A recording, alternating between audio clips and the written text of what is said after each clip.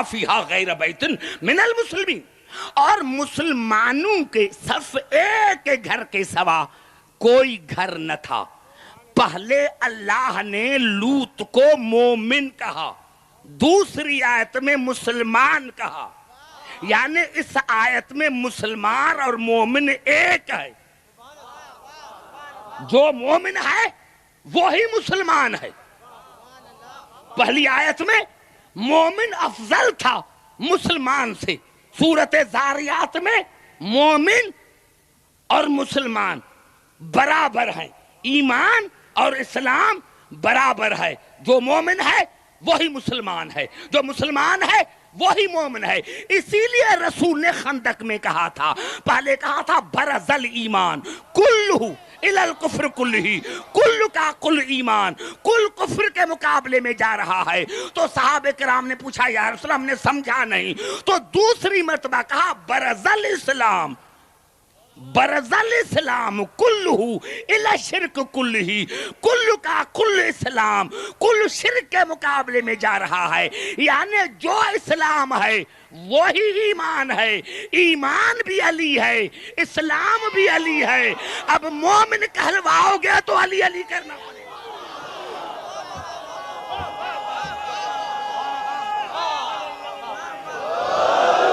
چاہے مومن کہلواؤ،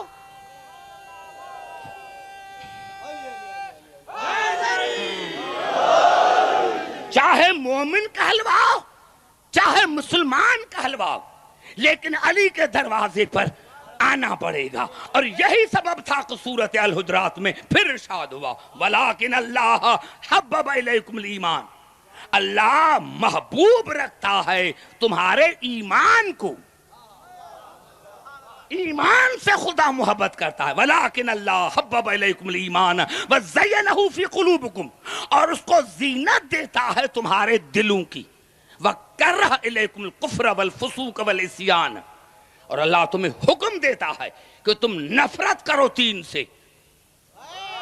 وَكَرَّهَ إِلَيْكُمُ الْكُفْرَ وَالْفُسُوقَ وَالْعِصْيَانَ، کفر سے نفرت کرو، فسق سے نفرت کرو، گناہ سے نفرت کرو۔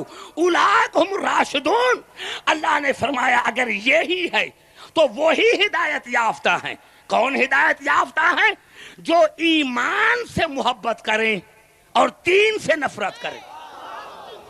ہدایت یافتہ وہ ہیں جو ایمان سے محبت کریں، کفر سے، شرک سے، گناہ سے نفرت کریں۔ تو پتا چلا کہ یہاں ایمان اور اسلام برابر ہے۔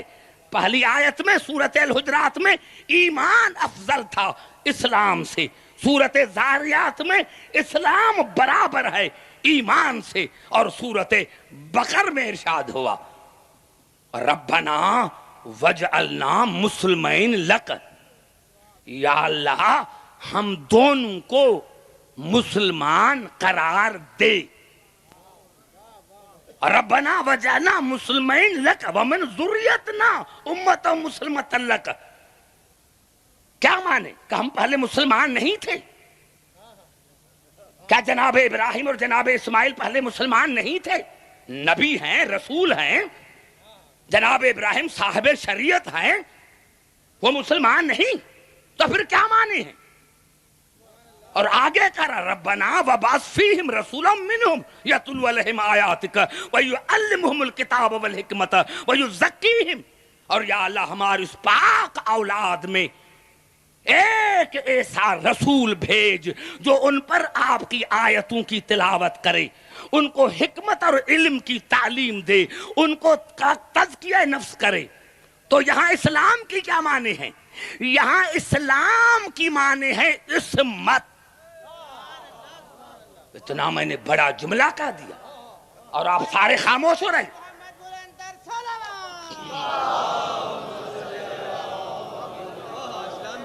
یہاں اسلام کی معنی ہے عصمت، کیونکہ اللہ نے جناب ابراہیم کو سورۃ بقر میں ارشاد فرمایا اذ قال لہ ربہ اسلم، اس کے رب نے ابراہیم کو کہا کہ اسلام کا اعلان کر، قال اسلمت لرب العالمین، تو جناب ابراہیم نے کہا کہ میں نے اسلام کا اعلان کیا۔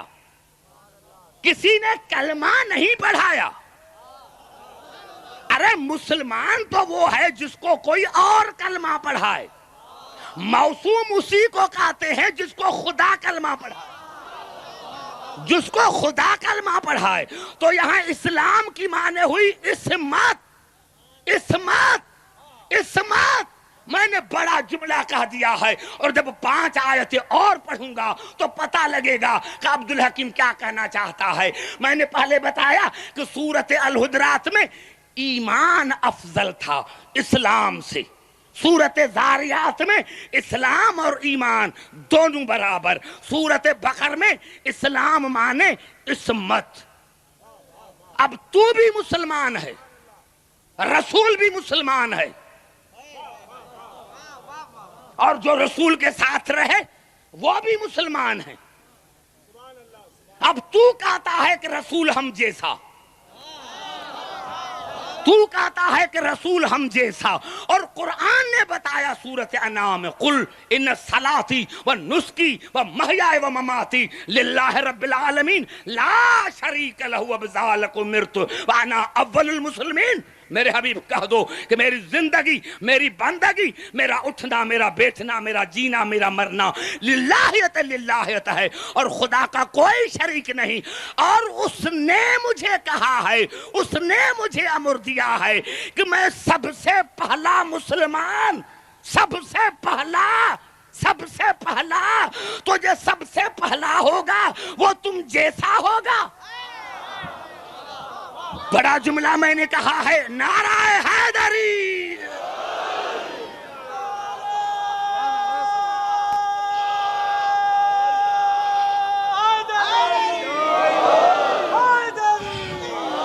سمجھ میں آئی بات میرے دوستو؟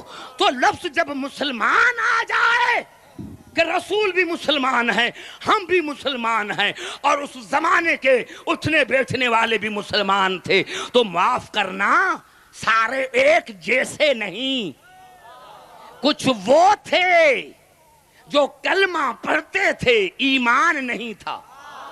کچھ وہ تھے جو ایمان بھی تھا، اسلام بھی تھا، اور کچھ وہ تھے جو عصمت کے پلے ہوئے تھے۔ بھائی گھبرا تو نہیں گے؟ توجہ ہے میری گفتگو پر؟ نہیں، ابھی یہ تو میں قریب آ کر پھر بات کرتا ہوں۔ یہ تو میں نے 3-4 آیتیں پڑھی، اب 5 آیتیں میں پھر پڑھنا چاہتا ہوں۔ میرے دوستوں، میرے بزرگوں، میں اسی لیے کہنا چاہتا ہوں کہ میں آپ کو زیادہ سے زیادہ مواد دے سکوں۔ قبلہ یہ الفاظ ہیں سورۃ الحجر کے، وَإِذْ قَالَ رَبُّكَ لِلْمَلَائِكَةِ إِنِّي خَالِقٌ بَشَرًا مِّن صَلْصَالٍ مِّن حَمَإٍ مَّسْنُونٍ۔ میرے حبیب یاد کر اسی وقت کو جب تیرے رب نے ملائکہ کو کہا کہ میں مٹی سے ایک بشر بنانے والا ہوں۔ آدم بشر، مٹی کا بشر۔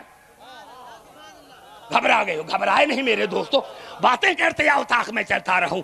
آدم بشر، مٹی کا بشر ہے، بشر مٹی کا بشر۔ سورۃ مریم میں ارشاد ہوا فَأَرْسَلْنَا إِلَيْهَا رُوحَنَا فَتَمَثَّلَ لَهَا بَشَرًا سَوِيًّا، اور ہم نے جبرائیل کو بھیجا مریم کی طرف مثل بشر بنا کر۔ جبرائیل بشر، کون تھا بشر؟ فَأَرْسَلْنَا إِلَيْهَا رُوحَنَا، جبرائیل بشر، روحی بشر۔ بشر آدم بھی ہے، بشر جبرائیل بھی ہے۔ بھائی زبان سے کتنے قریب ہزاروں کے تعداد میں بیٹھے۔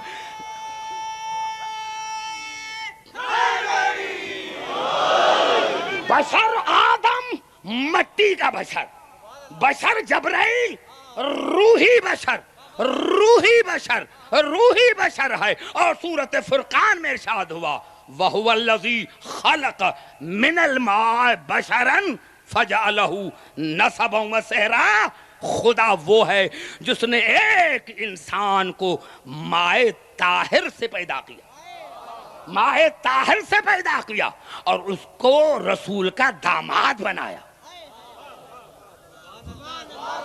گھبرا گئے؟ اور اس کو رسول کا داماد بنایا۔ اب میں آپ کو ایک عرض کر دوں، فَجْعَلَهُ نَسَبًا وَصِهْرًا، نسب چلتا ہے مرد سے،